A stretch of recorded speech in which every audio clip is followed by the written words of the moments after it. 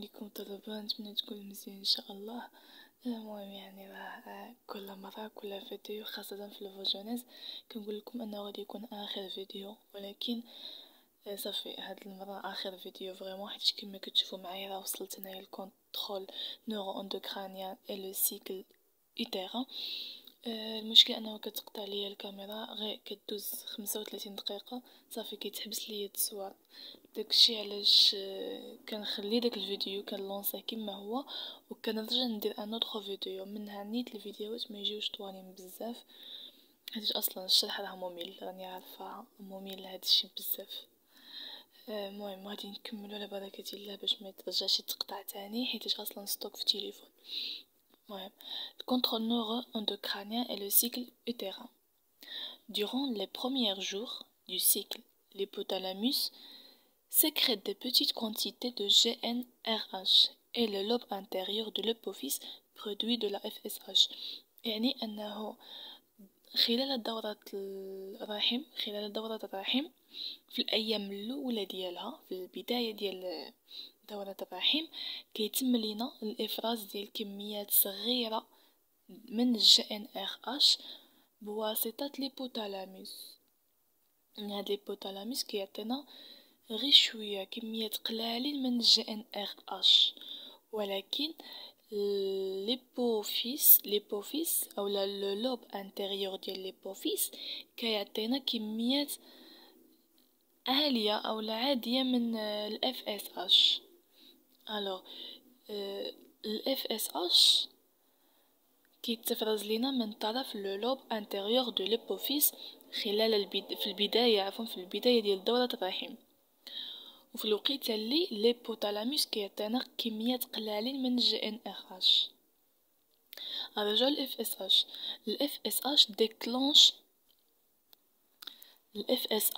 déclenche la maturation d'un follicule et la formation d'un futur ovule. يعني داك الاف اس اش اللي كيتفرز لينا من طرف اللوب انتيريور ديال ليبوفيس كيلعب لينا دور مهم في نضوج الجريب وتشكل البيضة المستقبلية. يعني انه الا ما كانش عندنا اف اس اش الجريبات ما كيقدروش يكملوا النضج ديالهم، وبالتالي ما كيكونش عندنا تكون للبيضة المستقبلية عند الانثى او عند المرأة. Les follicules sécrètent à son tour des quantités croissantes d'oestrogène qui forcent l'endomètre à se régénérer. يعني ان الجريب من الناحيه ديالو بالدور ديالو كيعطينا افراز ديال كميات متزايده من هرمون الاستروجين. يعني انه في كل مره كيفرز لنا الاستروجين كيفرزوا لنا بكميه كبيره على اللي قبل منه، على الكميه اللي عطانا في الاول. وهذا الاستروجين هذا هو اللي كيجبر لينا بطانه الرحم على انها تجدد، يعني الداخل الرحم كيدير ليه التجديد ديالو. La forte concentration sanguine en oestrogène force l'hypothalamus à sécréter une forte quantité de GnRH en milieu de cycle. Si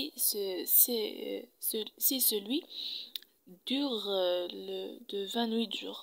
يعني أنه داك التركيز العالي اللي كيكون عند الاستروجين كيجبر لينا اولا كيبزز على المنطقه ما تحت المهاد اولا على الليبوثالاموس. غناخدو الليبوثالاموس كيجبرها على انها تعطينا كميات كبيره من GnRH في منتصف دوره الرحم.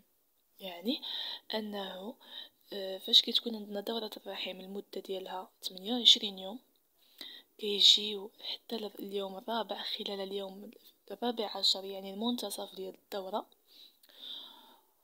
وكينوض داك الاستروجين هذاك اللي كيكون بتركيز كبير بزاف كيبزز اولا كيحث وكيجبر ليبوثالاموس على انها تعطينا كميات كبيره من GnRH.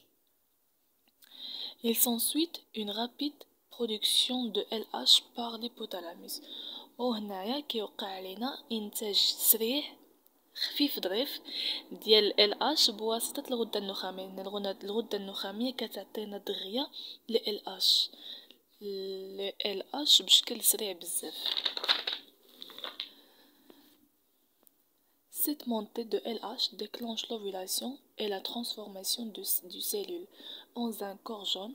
Celui-ci continue à produire des oestrogènes tout en sécrétant des quantités croissantes de progestérone. يعني أن الزيادة في ال LH والكميات ديالو كتأدي للإباضة، كتسبب لنا في الإباضة وتحويل الجريب الى الجسم الاصفر. يعني فاش كتكون عندنا كميات كبيره من LH كتوقع لنا الاباضه والجريبات يتحولوا لنا الاجسام صفراء، وهذا الشيء كيستمر يعني كيؤدي للاستمرار في انتاج هرمون الاستروجين.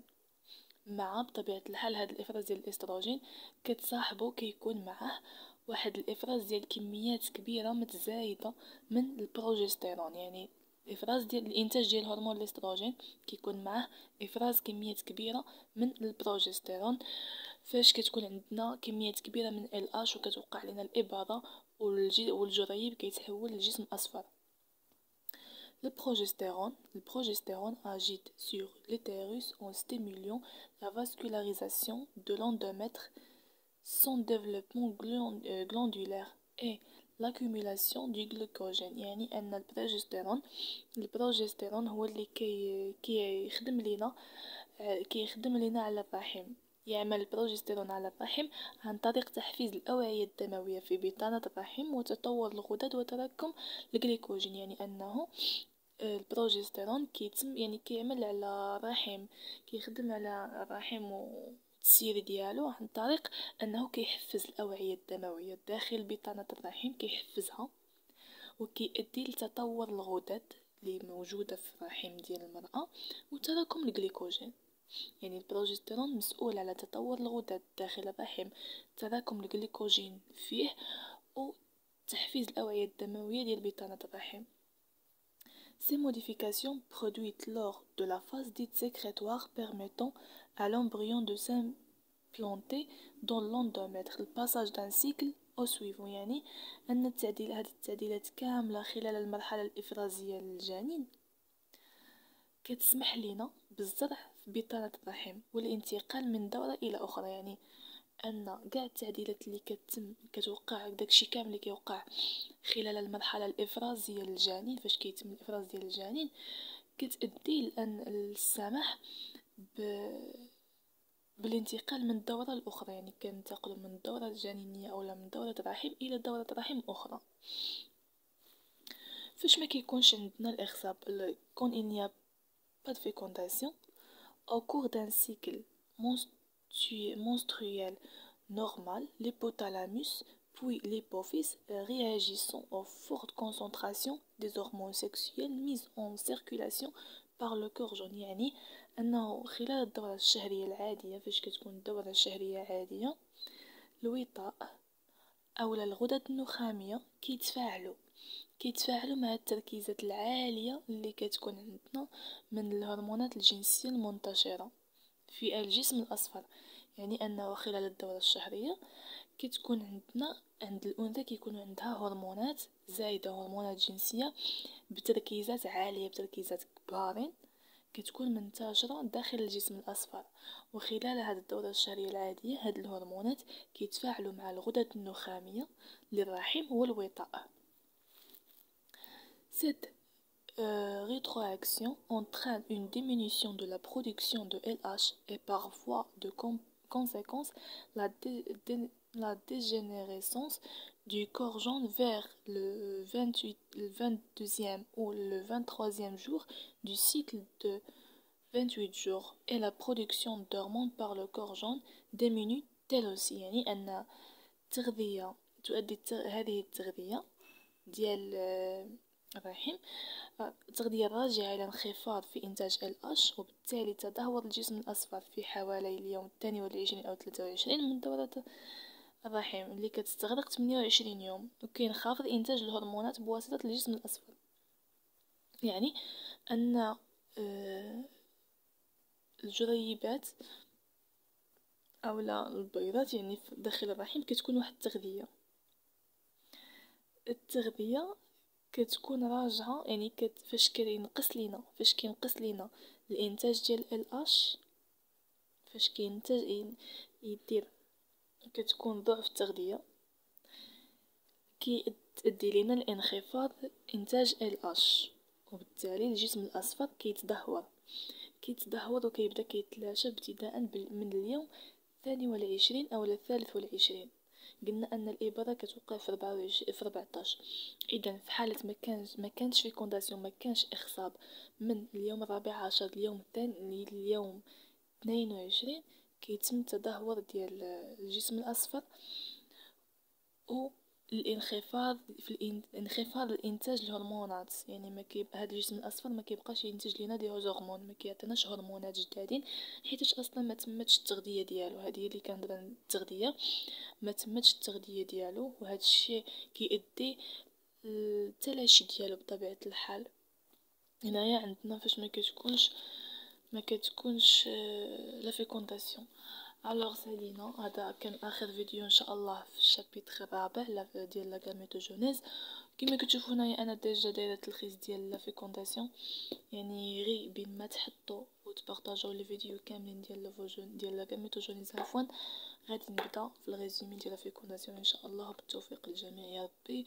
وكنستسمح حيتاش تعطلت بزاف، راني عارفه كنطول في الفيديو، ولكن لا غالب هما اللي فيهم الخدمه ماشي انا.